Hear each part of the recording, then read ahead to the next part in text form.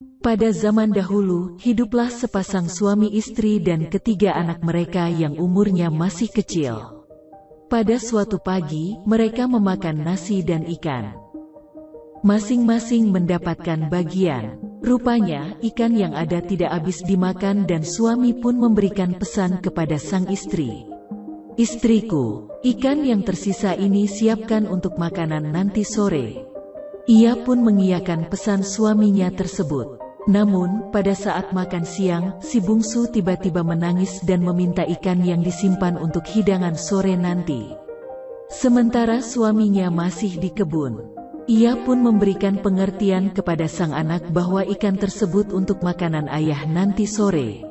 Namun, si bungsu justru menangis dengan sangat keras. Akhirnya, sisa ikan tersebut ia berikan kepada si bungsu dan tangisnya pun menjadi berhenti. Namun, sesudah bekerja di kebun selama seharian, sang suami pulang dengan keadaan lapar dan lelah. Ia membayangkan akan makan sore menggunakan ikan. Dengan sangat cepat, sang istri menghidangkan makanan untuk ayah. Akan tetapi, ayah tidak mendapati sisa ikan yang tadi pagi. Ia pun berubah raut mukanya menjadi masam. Ia bertanya, "Istriku, mana ikan yang tadi pagi masih sisa?"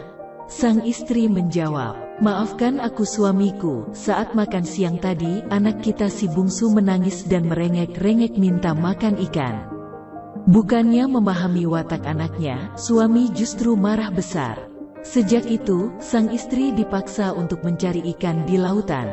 Tanpa belas kasihan sang suami berkata, "Engkau jangan pernah pulang ke rumah sebelum memperoleh ikan yang banyak sebagai ganti dari ikan yang sudah dimakan tadi." Akhirnya, sang istri pun pergi dengan sangat sedih dan merasa sakit hati dengan sang suami. Ia sangat berat meninggalkan ketiga anaknya, terlebih si bungsu yang masih menyusu.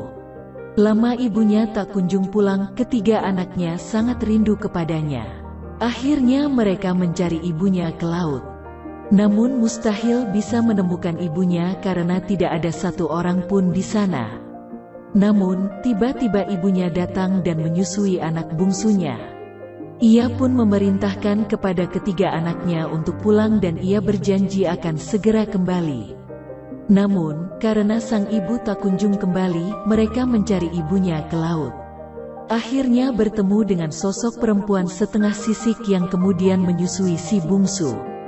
Namun, tiba-tiba nampak ada perubahan pada ibu mereka. Ada sisi di setengah tubuhnya. Mereka pun berkata, "Kau bukan ibuku."